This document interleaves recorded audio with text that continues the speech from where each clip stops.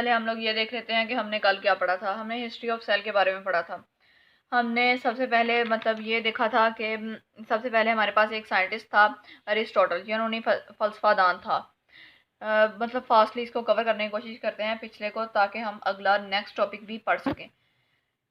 ठीक है। 17वीं सदी में इसने हमारे पास सेल के होने का तस्वर पेश किया था। हमें पहले ये पता नहीं था कि सेल होता भी है कि नहीं होता। सेल होता पहले भी था, लेकिन हमें नहीं पता था, क्योंकि ये बहुत छोटी चीज़ थी जो माइक्रोस्कोप के बगैर नहीं देखी जा सकती थी। फिर हमारे पास एक साइंटिस्ट आया 1665 में, रॉबर्ट हुक। ब्रिटिश साइंटिस्ट था। इसने हमें मतलब कॉर्क्स लाइक्स को लिया था, शहद की मक्खियों के छत्ते को उसमें ऑब्जर्व किया था कि उसमें सेल, स्मॉल कंपार्टमेंट्स को उसने सेल का नाम दिया था। फिर हमारे पास नेक्स्ट साइंटिस्ट आया था, उसने एंटोनी वेन लेवनहुक, डच नेचुरलिस्ट था, फितरत का मुताला करने वाला था। इसने तालाब के पानी में से एक कतरा पानी का लिया था और उसे ऑब्जर्व किया था। फिर इसने उसमें कुछ जो जानदार थे वो चलते नज़र आ रहे थे, हरकत करते नज़र आ रहे थे, उसको इसने एनिमल क्यूल्स का नाम दिया। नेक्स्ट हमारे पास आया था जीन बैप्टिस्ट डी लेमार्क। 1809 में 1809 में इस साइंसदान ने कॉन्सेप्ट पेश किया था कि कोई भी जानदार नहीं कहला सकता if it is not made up of cellular tissue, जब तक वो सेलुलर टिश्यू से मिलकर ना बना हो। फिर हमारे पास आया था रॉबर्ट ब्राउन 1831, ब्रिटिश बॉटनिस्ट था। इसने सेल के अंदर न्यूक्लियस को डिस्कवर किया था। फिर हमारे पास शील्डन शिवान आया। आहिस्ता आहिस्ता ये हिस्ट्री चलती गई और एंड पे हमारे पास जो साइंटिस्ट था वो था, एंड नहीं मतलब इससे आगे भी साइंटिस्ट होंगे, मैंने मतलब कवर अप करने के लिए कहा था कि मतलब लुईस पास्चर ने रुडोल्फ विर्कू के दो वर्ड्स जो थे ओमनी सेलुला ई सेलुला को एक्सपेरिमेंटली ऑब्जर्व किया था। तो इसी ने एक्सपेरिमेंट किया उस पर, और इसने कहा था नए सेल्स सिर्फ और सिर्फ उसी सूरत में बन सकते हैं जब पुराने सेल्स मौजूद हों। फिर इसी के दौर में हमारे पास बायोजेनेसिस और बायोजेनेसिस का मतलब नज़रिया आया था। इसने कहा, बायोजेनेसिस के मानने वालों का कहना था कि जानदारों से नए जानदार बनते हैं, पहले जानदारों से, और बायोजेनेसिस के मानने वालों का कहना था कि जानदार खुद ब खुद वजूद में आते हैं। आज का लेक्चर हम लोग डिस्कस करते हैं सब सेलुलर और ए सेलुलर। ये आपको पता होना चाहिए कि हमने इससे पिछले चैप्टर में भी ये डिस्कस किया था कि सब सेलुलर और ए सेलुलर। इससे पहले चैप्टर में भी हमने सब सेलुलर और ए सेलुलर के बारे में पढ़ा था। ये मतलब वो इन बिटवीन है, लिविंग और नॉन लिविंग कंसिडर किए जाते हैं, मतलब at the border line of living and non living, और इन्हें हम वायरसेस का नाम देते हैं। सब सेलुलर और ए सेलुलर वायरसेस।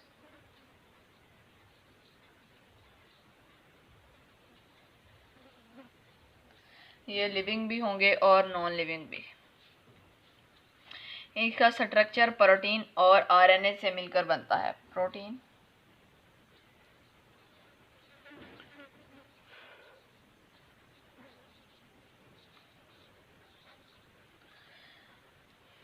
नेक्स्ट हम लोग देखते हैं इसके बारे में, इसकी टाइप्स कौन कौन सी हैं।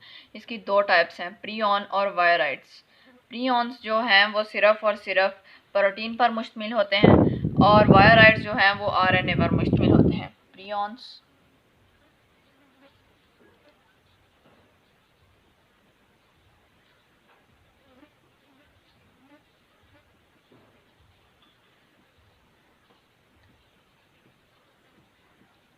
प्रोटीन्स पर मुश्तमिल होते हैं और ये आरएनए पर मुश्तमिल होते हैं।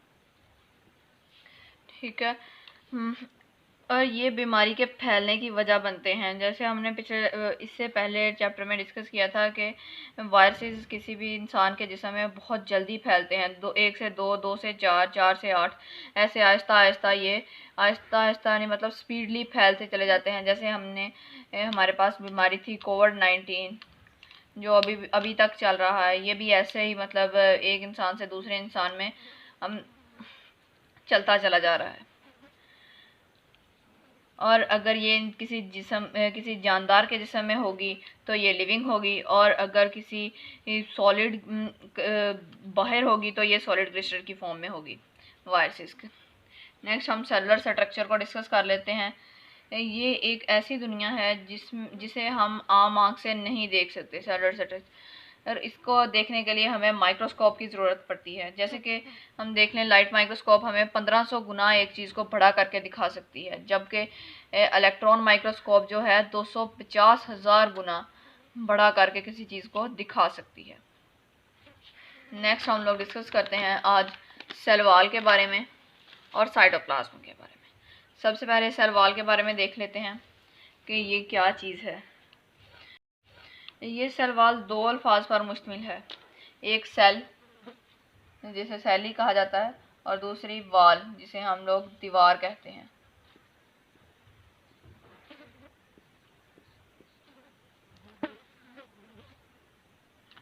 ये एक हिफाजती दीवार है। ये सेल की मतलब हिफाजती दीवार होती है, जिसे किसी जैसे मतलब किसी घर की हिफाजती दीवार हो, किसी शहर की या किसी कंट्री की एंड पर हिफाजती दीवार बनी होती है, वैसे ही ये सेल के एंड पर होती है सेल वॉल, हिफाजती दीवार इसे कहते हैं।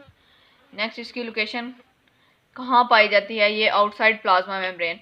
सब पहले प्लाज्मा मेम्ब्रेन आती है और प्लाज्मा मेम्ब्रेन के बाहर वाली साइड पे ये सेल वॉल होती है।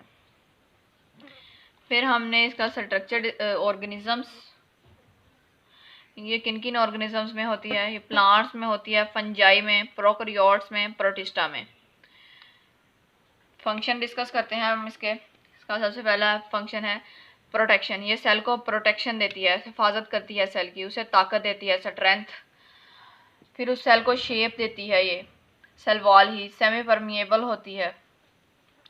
सेमी परमिएबल आपके लिए इधर वर्ड नया होगा, जिसका मतलब है ऐसा स्ट्रक्चर, ऐसी बनावट जो कुछ मादाजात को अंदर गुजरने देती है और कुछ मादाजात को अंदर गुजरने नहीं देती। ठीक हो गया। नेक्स्ट हम इसका स्ट्रक्चर डिस्कस कर लेते हैं। स्ट्रक्चर ये दो लेयर्स पर मुश्तमिल होती है, आउटर वॉल और इनर वॉल। आउटर को प्राइमरी कहते हैं, आउटर वॉल प्राइमरी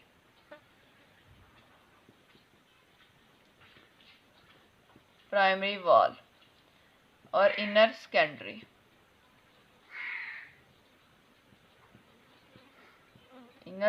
वॉल होती है।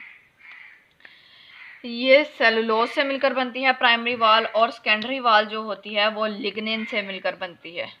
सेलुलोज और ये लिग्निन। नेक्स्ट हम लोग करते हैं इसकी अगली टर्म की तरफ मूव, प्लाज्मोडेस्माटा। दरअसल ये खास किस्म के सुराख होते हैं और ये एडजेसेंट सेल की सेल वॉल में पाए जाते हैं और एडजेसेंट सेल के साइटोप्लाज्म को कनेक्ट करते हैं। फिर डेफिनेशन इसकी डिस्कस कर लेते हैं। Certain pores in adjacent cell wall through which their cytoplasm connected, जिसकी वजह से साइटोप्लाज्म कनेक्ट होता है।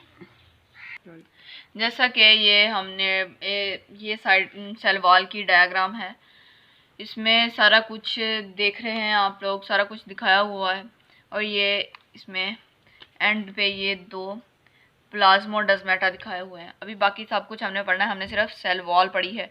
आप लोग देख सकते हैं ये चारों तरफ जो बाउंड्री है वो सेल वॉल ही है। ठीक हो गया। और ये हमने प्लाज्मोडेस्माटा, सुराख जो मैंने अभी आपको बताया, pores in adjacent cell wall through which their cytoplasm connected, जिसकी वजह से साइटोप्लाज्म कनेक्ट होता है, उसे प्लाज्मोडेस्माटा कहते हैं। आज हमने सिर्फ यही देखा है, सेल वॉल को, ये वाली बाउंड्री को और ये प्लाज्मोडेस्माटा को। फिर नेक्स्ट हम लोग देखते हैं साइटोप्लाज्म को। साइटोप्लाज्म की डेफिनेशन सबसे पहले हम लोग देख लेते हैं। ये डेफिनेशन है इसकी, semi viscous semi transparent material present between near envelope and nuclear envelope and cell membrane. इसमें आपके लिए दो वर्ड्स नए हैं, सेमी विस्कस और सेमी ट्रांसपेरेंट। सेमी विस्कस का मतलब होता है नीम गड़ा, मतलब थिक। ये विस्कस लफ्ज़ से आया है हमारे पास, विस्कोसिटी से विस्कस वर्ड आया है और ये फिजिक्स की एक टर्म है। विस्कस का मतलब होता है थिक और सेमी ट्रांसपेरेंट का मतलब होता है शफाफ, नीम शफाफ और नीम गाढ़ा material. Present between nuclear envelope और सेल मेम्ब्रेन, जो न्यूक्लियर इनवेल्प और सेल मेम्ब्रेन के दरमियान पाया जाता है। इसकी कंपोजिशन देख लेते हैं। इसकी कंपोजिशन दो चीज़ों पर मुश्तमिल होता है, ऑर्गेनिक और इनऑर्गेनिक साल्ट्स। ऑर्गेनिक में प्रोटीन और लिपिड्स आते हैं हमारे पास। नेक्स्ट हम लोग डिस्कस करते हैं इसके फंक्शंस को।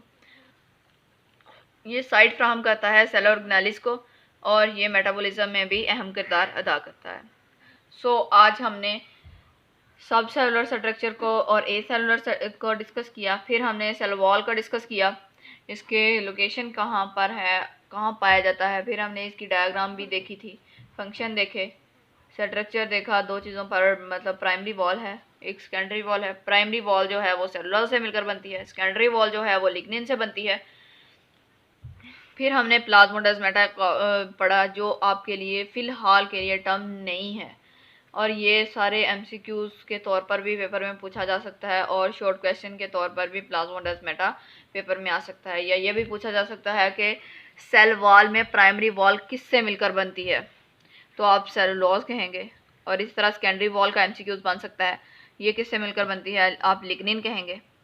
फिर हमने साइटोप्लाज्म के बारे में डिस्कस किया, इसमें आपके लिए दो टर्म्स नहीं थी, वो थी एक सेमी विस्कस और दूसरी थी सेमी ट्रांसपेरेंट। अगर आपको इसमें से कुछ भी समझ ना आया हो तो आप हमें कमेंट्स में पूछ सकते हैं। Thank you.